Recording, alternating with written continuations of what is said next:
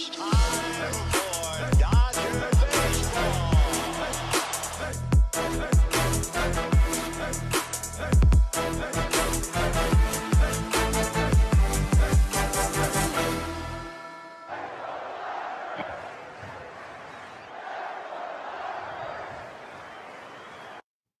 What's going on, Dodgers Nation? Welcome to the Dodgers Nation post-game show. I'm your host, Doug McCain. You can follow me on Twitter and Instagram at DMAC_LA. And thanks for rocking with us after the Dodgers beat the Padres in extra innings. Mookie Betts, he ties it up in the ninth inning. The Dodgers, 2 outs. They're down to their last hope in Mookie Betts. The Padres' win probability was close to 100%. And Mookie Betts said, not on my watch. Goes deep on Hader, gets those hands in, clears, gets the bat through the zone, and just absolutely crushes it, and the Dodgers get it done in extras. How about that at-bat by Michael Busch? How about that at-bat by James? You can't get him out, man. The youth movement stepped up. Julio Urias, he grinded, he battled, he gave this team a chance to win. The bullpen, Yency Almonte, Caleb Ferguson, Victor Gonzalez, they did their thing. Evan Phillips continues to look the part as the Dodgers closer. Yes, this offense, they were cold. They were colder than a streaker at a hockey game for most of this series. Runners in scoring position, they struggled pretty much all series. They ended up going 4 for 24 for this series. They had gone 1 for 11 up until the Michael Busch hit, and they find a way to win this game. They find a way to take 2 of 3 from San Diego in San Diego, despite going 13 for 97, hitting 134 for the series. So we're going to break it all down here in the Dodgers Nation post-game show. But first things first, let me know where you represent Dodgers Nation from tonight. Give me those cities and zip codes down below in the comment section. As always, I'm looking for that Dodgers Nation comment of the night. Now, if I see a comment of the night, you're going to see one of these.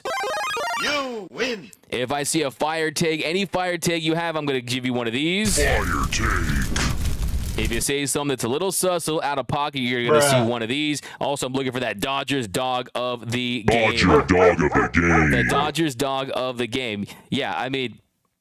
Yeah, so let me know down below in the comment section. Also, who was your player of the game? We have so much to unpack, so much to get into in this game. We're going to break it all down from start to finish. And, hey, how about that, Padres? Hey, why don't you play that on that Jumbotron? Why don't you play that Mookie Betts home run that he hit late? Because we heard it was mostly Dodger fans once again. That is the house that Dodgers fans build. So why don't you take this L, and, hey, the Dodgers take 2 out of 3. That's what I love about the Padres fans. You don't ever even hear them chanting, "Let's go Padres." When the Dodgers want to root, it's "Let's go Dodgers." When the Padres want to root, it's "Beat LA, beat LA." I never heard a "Let's go Padres" chant in my life. I'm still waiting. And the Dodgers, they take 2 out of 3. And look at that Padres offense. They scored 2 runs tonight, 2 runs yesterday. They scored 5 in the first game. This Dodgers pitching staff, they hold them to 9 runs in this series. But let me know where you're rocking with us down below. Give me those hot takes. Give me those fire takes. We're going to go heavy on the comments. We're going to break everything down. So buckle up. It's going to be a good one. Also, if you're new to the show, be sure to hit that subscribe button, hit that notification bell. It's also really important to hit that notification bell. Dropped an interview with Buster Olney today, and Buster Olney, he had so many great takes, so much insight on the trade deadline. Shohei Ohtani, Tim Anderson, the White Sox, this Dodgers team, so you don't want to miss that. You can find that over on our channel at youtube.com/Dodgers Nation TV. But without further ado, let's jump into the comment section. Andrew Wall, big facts. SD never cheer, only beat LA, living rent-free on God. That's from Andrew Wall over on YouTube. Adam 818, Lakers and Dodgers. We got high school footballs 26. Can't get him out, man. Is just that guy. Yeah, Outman had been going through a slump. He had been going through it of late. Lots of strikeouts, 20 strikeouts, his last 43 at-bats heading into that at-bat. And he finds a way to put a good swing on one and really seal this victory for the Dodgers team. And, yeah, he's right up there for Rookie of the Year. I told you before the season started that he would finish in the top 3. Well, I think I undershot that. I think he's going to finish higher than that. So, yeah, James Outman, give him a lot of credit because, look, in a extra innings game we see, it's really holding serve if you just score that 1 run. If you get that 1 run across, it's great, but really you want to put up a crooked number. You want to score multiple runs with the zombie runner, with the Manfred man there on second, and the Dodgers, they do exactly what they needed to do, and they scored 3 runs. And I also want to talk about the inning earlier in the game where the Dodgers, they blow a big opportunity. The Dodgers, by the way, that was James Allman's eighth home run of the season. So, yeah, he's fantastic. And, yeah, give him a lot of credit because there was a lot I didn't like about this game. The defense, they were sloppy early on. That's why it was so great to see Mookie Betts get that redemption. How about James Allman? He gets that redemption. He, early in the game, he goes back on that ball when really he should have been going forward on that Tatis double to open up the game. Then how about Mookie Betts, the Xander Bogaerts double to right? Mookie jumps at it. It goes in and out of his glove, and then Machado scores to make it 2-0 Padres. So both those guys get redemption late in the game, and they find a way to lead this team to a victory. We have to talk about the pitching. We have to talk about the relievers that really stepped up this series. But, yeah, what an exciting series. What a great win on national TV. And, hey, all this talk in the offseason, the Padres this, the Padres that, the best 1 through 4 Major League Baseball. Well, guess what? They score a measly 9 runs this series. Juan Soto's looking like he forgot how to baseball at the plate. And, yeah, they did get the Julio early. You saw some extra base hits. But for the most part, I wasn't too intimidated with this lineup. I have to admit, I thought they were going to play better this series and want to perform better, but I wasn't overly impressed. Were you? Let me know down below. We got Mooks from Boomer Assassin. We got Alex Renteria. I'm really loving Outman Rookie of the Year. Yeah, he's absolutely going to be in the mix. And how about Michael Busch? We have to talk about Michael Busch. I mean, that bat he had late there in the top of the 10th inning, I thought it was a fantastic at-bat by Michael Busch. Just really hung in there and found a way to get his bat on the ball. Just a big league at-bat. And, yeah, it was just he took that screwball high and outside to load the count there. Took that four-seam away earlier in the count. So that's one thing you have to know about Michael Busch. Yes, the kid can rake. Yes, the kid has above-average bat-to-ball skills, but he also has a great eye. There's a reason why he's compared to Max Muncy, because of his pitch recognition, because of his strike zone recognition, and he's up there taking pitches. Last year at the minor league level, he saw almost 4 pitches per at-bat, and you saw that on display there late in this game.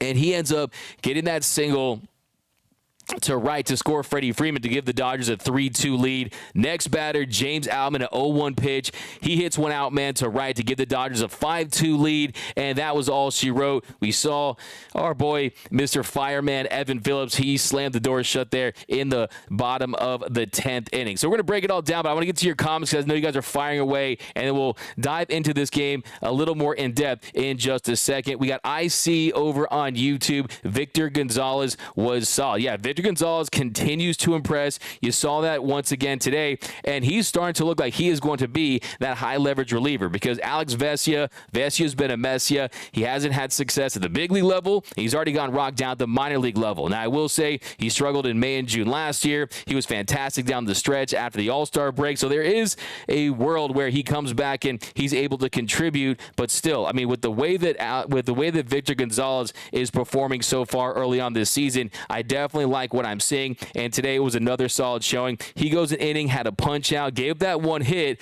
but he's been efficient. I mean, 15 pitches. He was 4 for 4 on first pitch strike. So, yeah, absolutely I see over on YouTube. Victor Gonzalez is looking like the Victor Gonzalez we saw in 2020 when he was instrumental for this Dodgers bullpen in that World Series win. Hater it. That's from Michael Negrady over on YouTube. Yeah, I mean, how about Josh Hader? He had that look in on his face when Mookie Betts took him deep. I saw Mookie pointing. I don't know if he was pointing at McCullough at first base because he just ran by him. I don't know if he was pointing at that Padres dugout. I don't think that was the case. But, yeah, what an absolute beauty by Marcus Lynn Betts, the $365 million man, the face of the franchise. And, look, big stars, they perform in games like this. When the stage is big, when the lights are bright, guys like Mookie Betts, they're not afraid to step up, and he did just that. I mean, he was the brightest star in today's game when you had a lot of stars. So, yeah, he was fantastic. Let's take a look at that home run from Mookie Betts. I just got to see it one more time. Let's check this out. Look at that bomb. Look at that bomb by Mookie. Look at Josh Hader. Look at that. Oh, just absolutely crushing it. Just the way he gets his hands inside, clears it, and just takes off on it right there. Just an absolute beauty.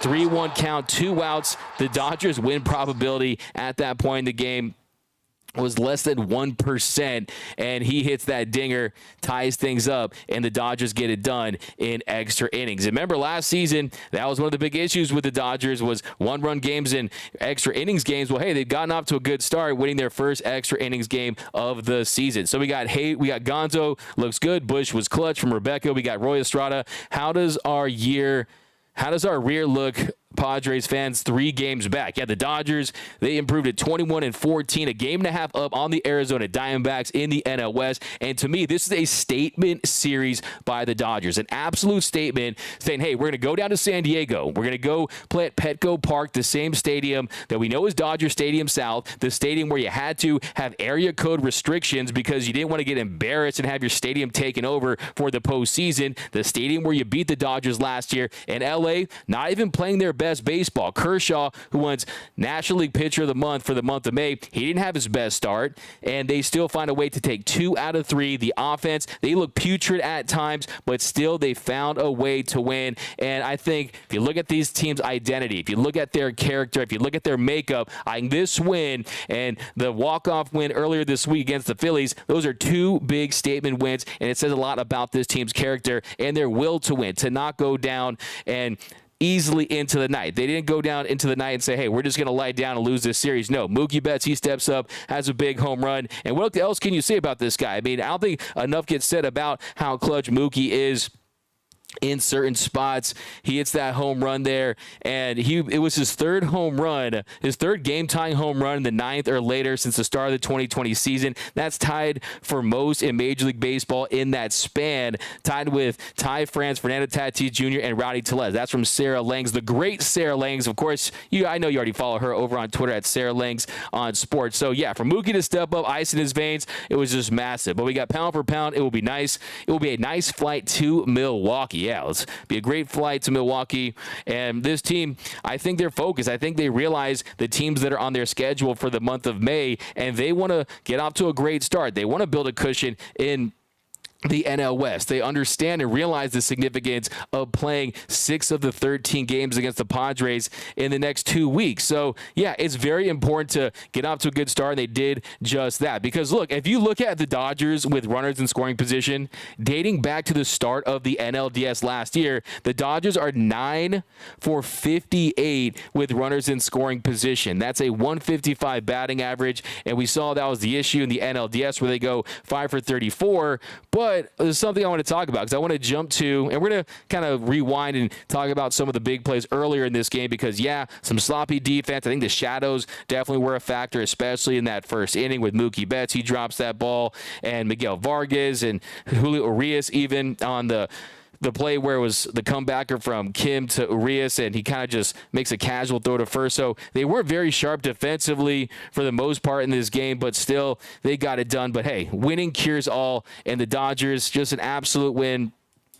Just, let's get back in the comments. So we got put the Padres on a leash. I got Jams Mookie saving the day from fine mode. We got Jeffrey Gonzalez. What a series win. Mookie clutch in the 9th inning off Josh Hader. Big props to the pitching staff for shutting them out after the first inning. We got Noah Ortega. Tatis dancing in bed instead of on the base with Machado to recover. Yeah, Deborah Young, they had to replay Mookie's goof 4 times SMH. Yeah, they definitely were riding that one pretty hard. We got Bush, I'll drink to that. That's from B. Guzman. We got Diane Schroeder. That was beautiful by Mookie. Yeah, I mean, he's had some pretty spectacular plays down at Petco Park. Who can forget his game-saving play, his game-saving catch when Victor Gonzalez was on the mound. So, yeah, Mookie, hey, he has a nose for the big moment. He is not afraid to step up. He keeps it cool out there. And he's not going to let a Padres team who I think this Dodgers team, they were miffed. I think they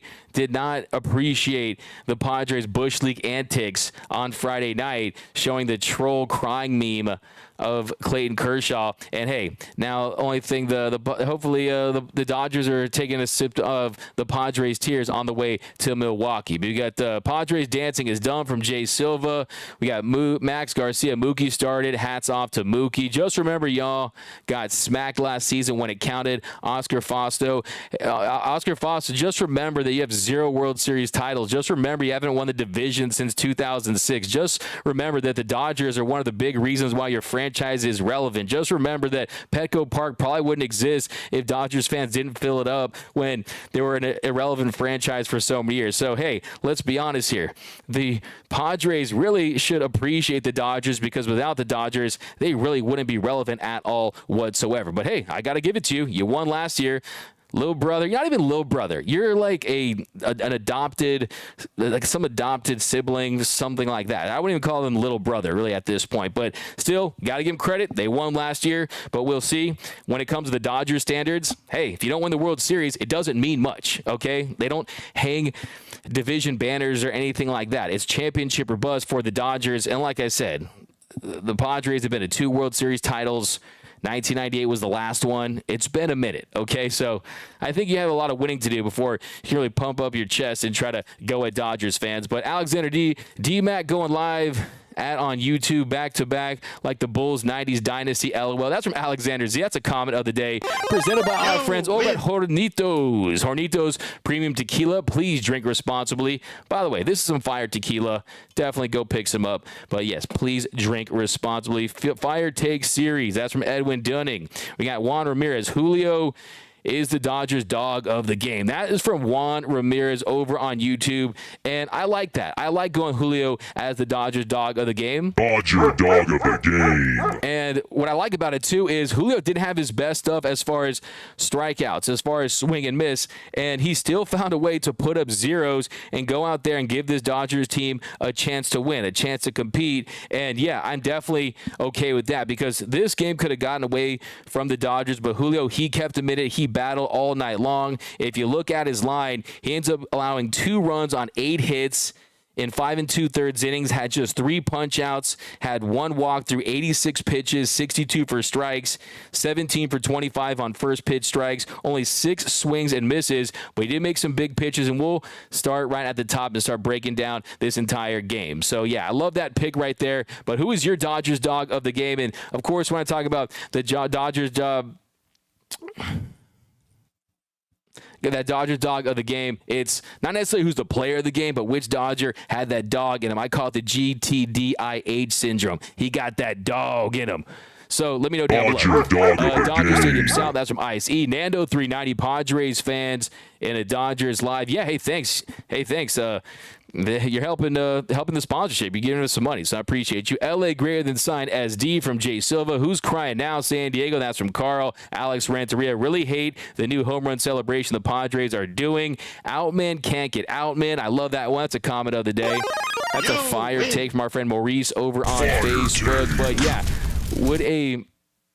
that's funny, Johnny Cage. Would a Tijuana zip code work to beat that restriction? Yeah, look, we're talking about a franchise that knew that the Dodgers would have taken over, and you saw late in that one. Lots of Dodgers fans, but good. That 10th inning from Mark Ward, Mookie, and the rookies, Jay Silva. That sounds like if this game was an album, you could definitely call it that, but you have to also mention Julio Urias. So let's jump to the bottom of the first inning. We have to start right there. Fernando Tatis, he doubles to center. Outman took a few steps back, and it kind of prevented him from making that catch. He tried to dive, and he just couldn't make it. A bad read off the bat. It hit the heel of his glove, but still he just couldn't secure it. The pitch, 4-seam fastball, middle, so bad location there by Julio Urias. Then Manny Machado, first pitch doubled to right center. And it gets between Betts and Outman and rolls to the wall. A changeup away, just didn't have that depth. And with Tatis at second, no outs, Soto hits one on the warning track for the second out. And the next man up, Xander Bogaerts, he hits one to right. And Mookie jumps and goes to get it. And the ball goes in and out of his glove, and he can't make the catch. Machado scored to make it 2-0 Padres, an 80% catch probability there. And it just goes in and out of his glove. It reminded me of some of those catches that Mookie made in the 2020 NLCS against the Atlanta Braves, and he'll be the first to tell you that he should have made that catch each and every time. He even said when he was mic'd up that, yeah, that was on me. He should have caught that ball, but still, 2 no runs right there for the Padres.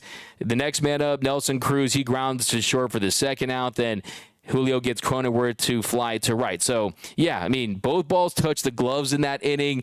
Both plays are plays that we know that these outfielders are capable of making in James Outman and Mookie Betts. And Outman is still in the process of learning to play outfield at the big league level. He even told me when I interviewed him this offseason that one of the big things was just getting used to these stadiums. And we know San Diego, it is a cavernous outfield. There is ground to cover. And he just had a bad instinct there. Took a bad read on the ball and took some steps back when he should have taken some steps forward. But how fitting is it? How poetic is it that both those players are the ones that essentially won this game for the Dodgers with the stick offensively? So they absolutely got those runs back. And also the hard contact in that inning, that to me was what stood out. You saw lots of red. The fly out from Soto was 106.1 miles per hour off the bat. The double for Manny Machado was 105.4 off the bat. Nelson Cruz ground out was 108.9. The Xander one was almost at 100. So some hard contact early on. But here we go. Why in the world would you pinch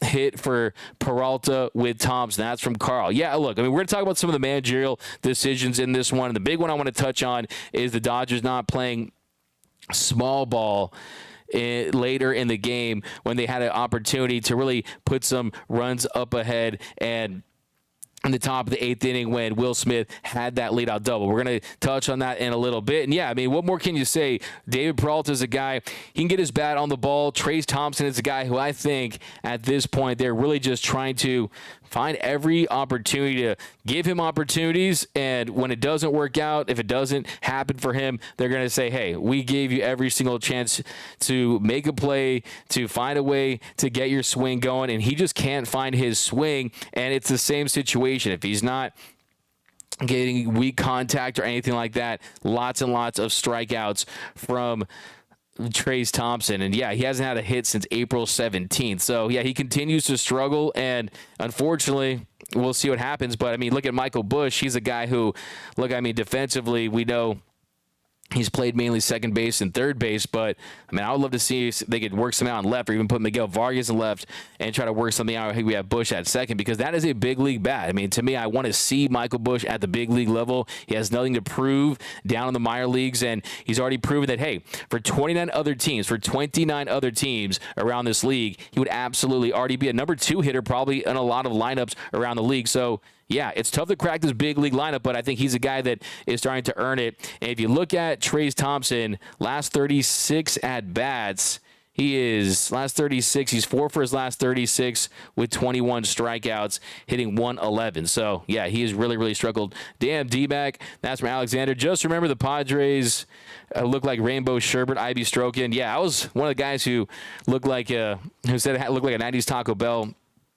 vomited all over a jersey. But yeah, I mean, it's okay. I mean, they're kind of fun, whatever, it's all good. They haven't looked like some sherbet though. EB, great game. Mookie and Harry redeemed themselves. You called him Harry, I like that. EB. Oscar Fausto, just remember your wife loves D-Mac. Nando, that's a bruh. We should just name that after you. Can D-Mac give himself a finish him? There you go.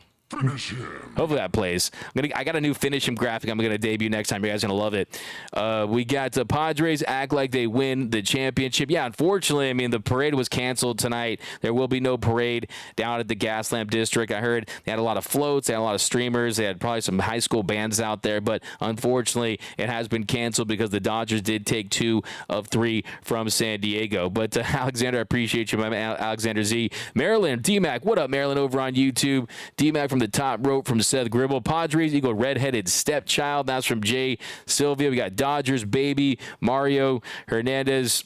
Let's rename the channel to Doug Nation. No, man, this is a group. It is we not me, man. It is we not me, man.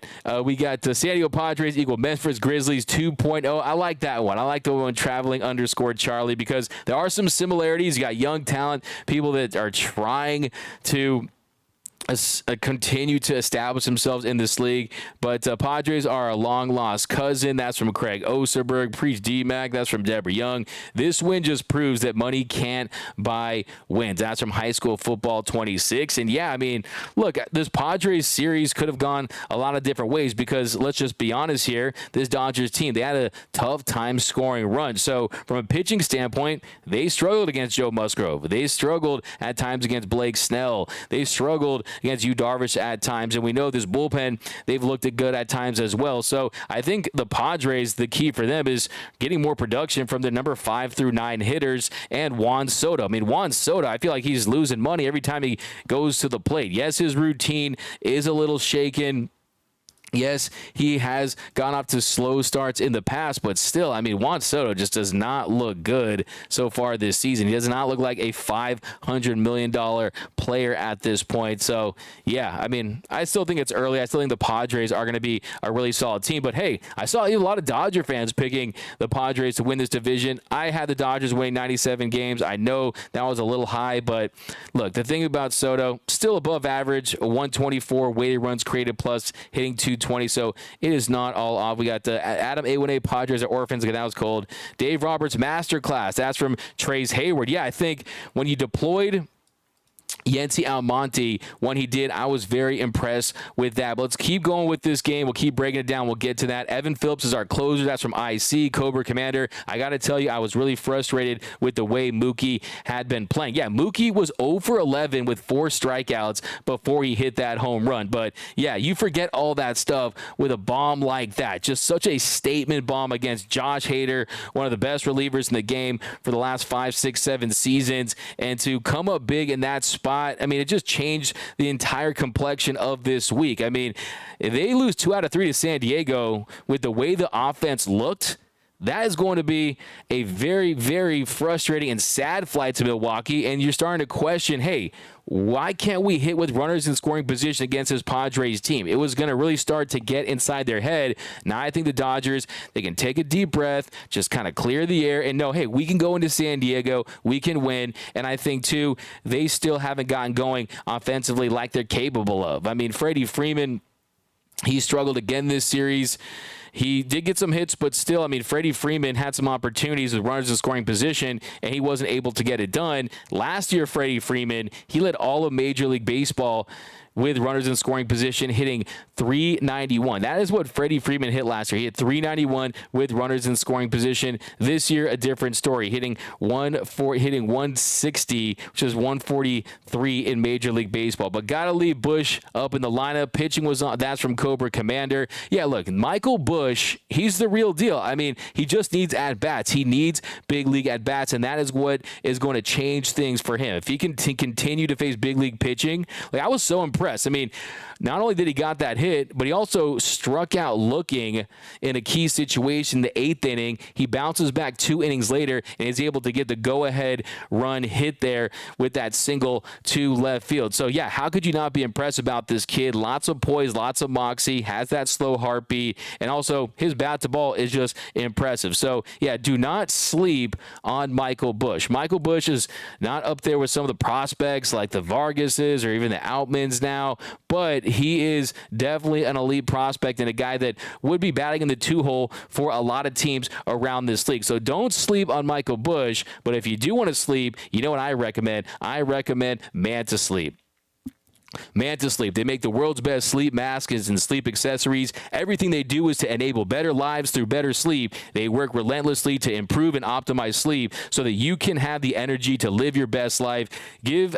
Check out mantasleep.com today so you can sleep better anywhere, anytime. Get your Manta mask today. Use the code DN2023. So, yeah, get a Manta mask. I'm telling you, I've been sleeping like a baby out there in between games, in between shows, thanks to the Manta mask. So definitely go pick that one up. Remember, the code is DN2023. It really supports the show. So definitely go and get one. We got Bush was clutch. That's from Boomer Assassin. The Padres know who their Padres are. San Diego. We got nice comeback from David Rhodes. We got Outman, more like Yard Man. That's from CTA Consulting LLC. That's a fire take. We got Giants are our rivals, not the Padres. That's from Adam 818. We got What a Game from Sonny. We got D-Mac had roast on his mind. That's from Alexander Z. We got a $4.99 super chat from my man, Now the World 138 over on YouTube. You know, anything I get super chat wise goes to a couple of things. It goes to carne asada fries, It also goes to the Shohei Ohtani pot. I got a big jar that I'm going to just give it to Andrew Friedman and the Dodgers owners to help us get Shohei Ohtani. So absolutely. But we got usually not into trolling, but they got what they deserved for that Kershaw dig on Friday. That's a fire take, an absolute fact. I mean, like I said, I went off last night on him, but for me, I think it's par for the course for that Padres organization. They pretty much personify and exemplify the idea of rent-free. Like I said, no one says, let's go Padres. It's always beat LA. They care more about the Dodgers losing than they do about the Padres winning, and I can say that wholeheartedly. That's just kind of how I feel. They're so obsessed. But hey, if you want to disrespect a legend, if you want to disrespect a first-ballot Hall of Famer, if you want to disrespect a guy that has a reputation around the league of not just being a great player, but a great and beloved player around this league, one of the most respected, a guy that has done so much charity work, that has won the Roberto Clemente Award, go ahead and do that, because I thought it was classless. And to me, I see Padres fans out there thinking that I'm triggered. And yes, I was triggered, because I do get defensive over Clayton Kershaw, because I know at his core, he's a really good dude. I just think, look, I'd be furious at the Dodgers if they did something like that to Tony Gwynn. I'd be furious at the Dodgers if they did something like that to Dave Winfield or Trevor Hoffman, Jake Peavy, any of these guys that come from the Padres. I'd be pissed if they did that to them, because, hey, man, I just don't like to disrespect the legends of the game, because that is why the sport is what it is. It's not the managers, although they've contributed. It's not the owners, although they're essential. The players are why you tune in, okay? That's just the truth of the matter. Their war definitely went up today. That's for SB J Radio Clutch. We got, oh no, the Padres parade is canceled tonight. That's from DJ Jimenez 789. Yes, by the way, anyone, the Padres parade has been canceled at Gaslamp. They had the route off figured out. They had the banners. The high school bands were out there. They had the Grand Marshal was going to be there. It was going to be the That's What's In guys were going to perform the That's What's In. They were going to perform there, but no, it is not going to happen. The parade has been canceled. But the Lakers in the 6, D-Mac is the MVP. Thanks, Jay Silva. Agree what happened to the small ball, what we were playing last week. Okay, we'll get to that in just a second, so let's breeze through some more innings here.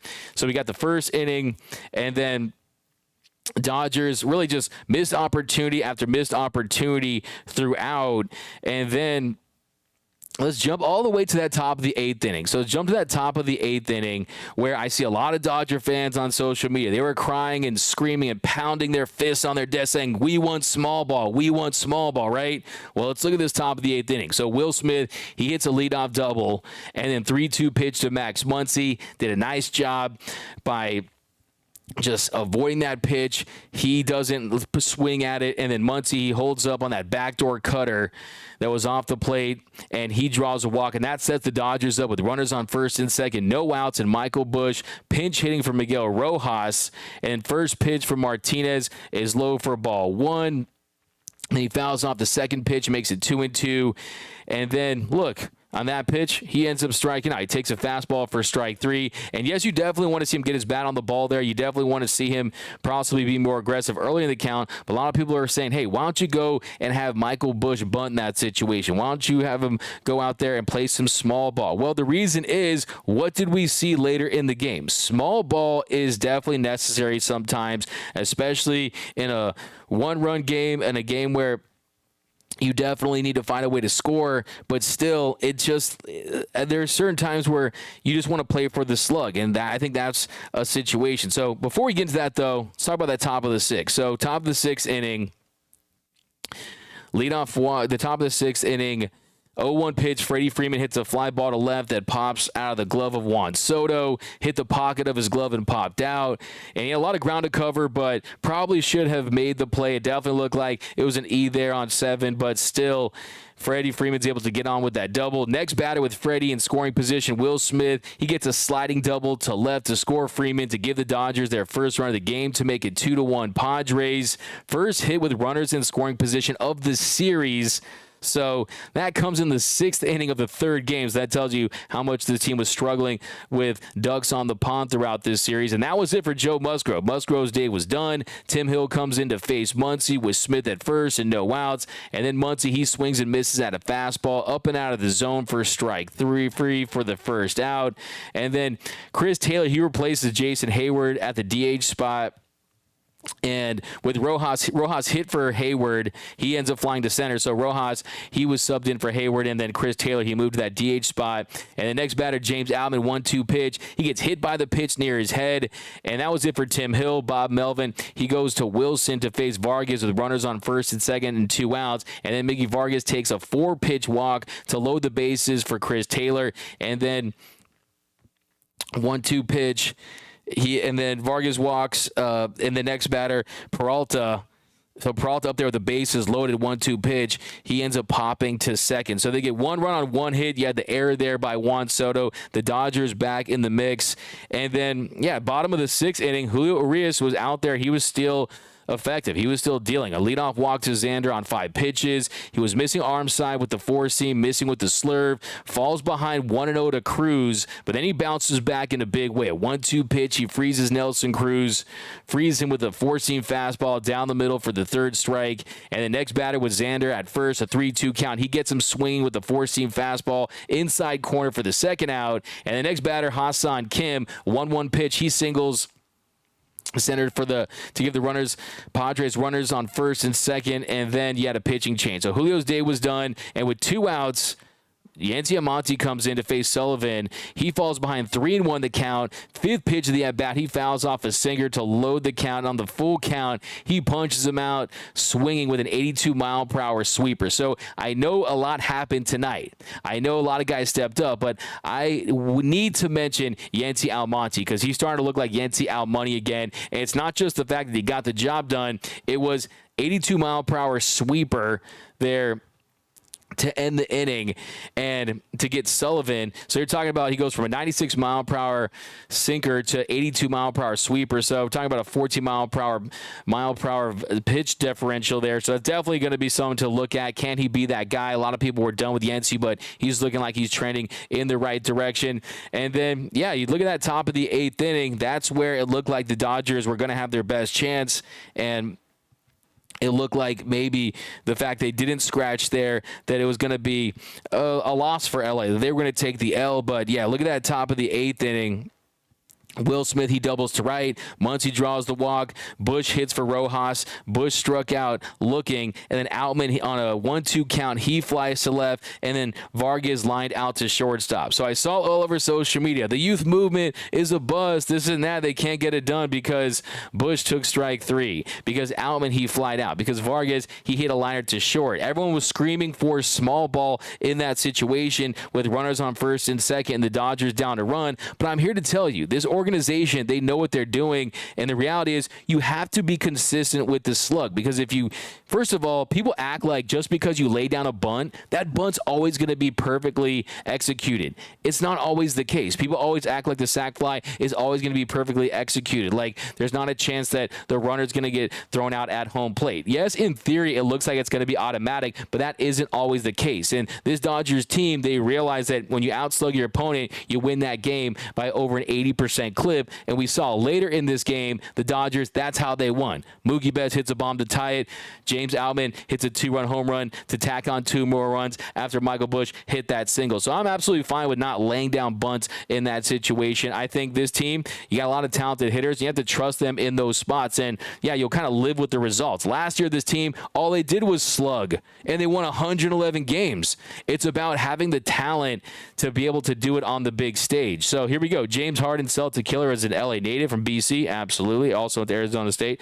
Nando 390, that home run broke Hater. That's from, wow, interesting. You think he'll have some residual effects? We got Mookie from Mitchell Miller over there. We got Josh Hader, pitched like Bill Hader. That's a fire take. That's a fire take. Doug, that was insane. Absolutely, Moose 1032. It was insane. To me, you've always had some epic wins. You had the walk-off early in the year on the Peralta base hit after the Vargas double. You had the walk-off grand slam, the Dodgers' first grand slam since Andre Ether did it back in 2010. You have this win, which to me was the most satisfying because this is the sex you pick around Major League Baseball. Buster Olney, he told me that he wasn't going to change his pick. I tried to convince him. I tried to make the case that the Dodgers have a better 1-4, that the Dodgers are still the team to beat in the NL West. He said he was still sticking with this Padres team, but hey, look, it's just one series. It's just one series in May, but hey, the games in May count the same as the games in September, okay? And when you are in a hotly contested division race, you need to win these games early and make a statement, and the Dodgers did just that. And Mookie Betts, say what you want about the series he had leading up to that. Say what you want about the defensive miscue he had early in the game. When it mattered most, he came up, put a big swing, and crushed that game-tying home run to send it into extra innings. But need pitching depth. That's from Brianna Rochelle. Yeah, the pitching, I think, is actually looking up. One of my big takeaways for this game is the bullpen. You have guys that are starting to get more comfortable in their roles. Evan Phillips is the Dodgers closer. They're trying to tiptoe around it. They don't want to say anything official about it. But Evan Phillips, he gets his 5th save. He goes an inning, had 1 strikeout, had 9 pitches, 7 first strikes, so he made light work. But who gets the win? It was Caleb Ferguson. And Caleb Ferguson put together another impressive appearance. And I think he's a guy that I want to shine some light on because he deserves some love for this win for the Dodgers. I think Caleb Ferguson has really been outstanding. And, yeah, I think what he brings a guy that he has that stuff that plays up. I mean, he has a fastball you can get 95, 96, also the curveball. And when he came in there, he was executing pitches. And I think, yeah, he gets a lot of credit for this win. Caleb Ferguson, I think Yency Almonte, too. That's my biggest takeaway. I mean, I was headed for kind of looking at silver linings in the Mitchell, a lot of half-full takes. And, yeah, Yency Almonte, he comes back the next inning. I mean, when he fell behind to Fernando Tatis Jr. 2-1 in that count. And then he gets a pitch clock violation, and then he fouls off a sweeper, then he fouls off a sinker, and then on the 2-2, on the 3-2 count, he gets him swinging on a sweeper away, gets him to chase. So, and actually gets him looking at that pitch. So, yeah, he got him looking at strike 3. And I think the big key is you're seeing him changing speeds, man. You're seeing a 95 mile per hour sinker and him come at you with an 82, 83 mile per hour sweeper. And that is the adjustment from Yency Almonte. You're also seeing a lot of soft contact too from him now. So he's absolutely stepping up. And then Victor Gonzalez, he pitched well there in the 8th inning. But yeah, I'm looking at Yency. I'm looking at Caleb Ferguson as well. And really this Dodgers team. And Caleb Ferguson, he comes in there, pitches the bottom of the 9th, and he was fantastic. I mean, he struck out Sullivan on 3 pitches, that 4-seam fastball right there, bottom of the zone. He got Grisham swinging on a 2-2 count using that cutter low and away, and he got Kim to pop to second. So, yeah, I really love the way the bullpen performed throughout this series. They got the job done. We got Eric Jackson, D-Mac, when will you have sponsor logos on your shirts and cap? That's a good question. I mean, we're working on some stuff. We got a couple sponsors now. Our friends over at Hornitos, Jim Beam's a sponsor. Our friends over at Manta Mask. I'm not trying to look like a NASCAR driver here. I'm not trying to completely sell out, okay? But no, it's definitely better for you guys. So if you really want to help out the show, go to Manta Mask, DN 2023. So we got Padres, no class, always clowns. We got EB. This is exactly what they get. The whole team has CK's back. Yeah, I agree with you. I think it's a great take over on YouTube from SSJ Radio Blue. I think this team absolutely was playing with some extra fire in their belly, wanting to just stick it to this Padres team. And yes, it's not like the Padres players were a part of the Padres social media team that put that crying meme there, but still, it definitely added some fuel to the fire, and I'm glad they won 2 out of 3 against this Padres team. But PV was great. Outman greater than Soto. Yeah, let's get some more combos in here, guys, and we're going to be back.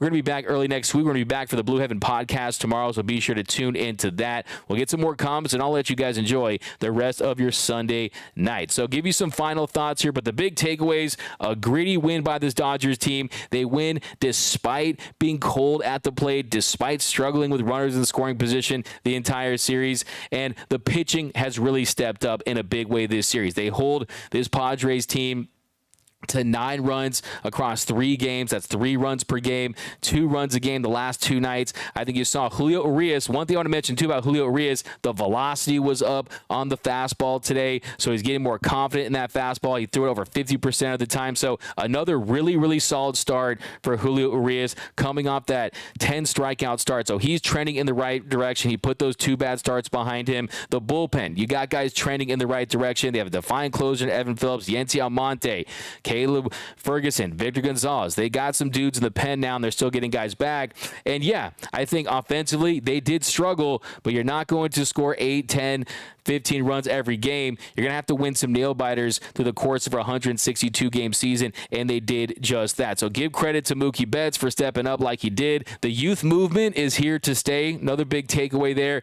Miguel Vargas, a much better week. He's looking like he's turned the corner at the plate. James Outman was slumping. They made a little adjustment to his stance, kind of widening it a little bit, tinkering with it, and he gets a big home run there late. So hopefully he goes on another run. And Michael Busch, I think he needs to find a way to stay at the big league level and help this team. But a couple more comments here. We will head out here on the Dodgers Nation post-game show. Thanks for rocking with us after really the best win of the season, in my opinion.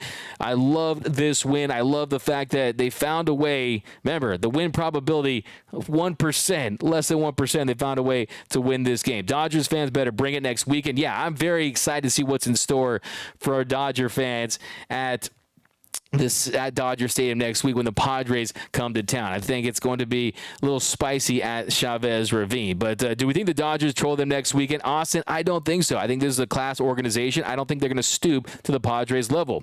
We got Michael D-Mac, what time is the Padres parade? I thought we won the series. Yeah, they canceled it. Like I said, Gasland parade canceled tonight. That's from Daniel over on Facebook. First place Dodgers. What's new from Craig Osterberg? Julio was resilient. Absolutely. He grinded today. I mean, I think Julio, not having his best stuff, only 3 punch outs, only 6 swings and misses, still found a way to get it done. I mean, after that first inning, really settled down. 1-2-3 inning in the second on 14 pitches. Bottom of the third, Tatis line to third. A 1-1 pitch to Machado, single to left. First pitch to Soto. He gets him ground to a 3-6-3 double play to end the inning. So nice slurve there, bottom of the zone. So yeah, bottom of the fourth inning. We'll kind of break down this one. We'll head out of here.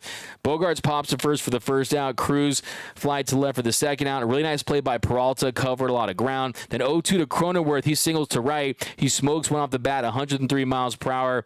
It's another play that the Dodgers defender could have had in Miguel Vargas.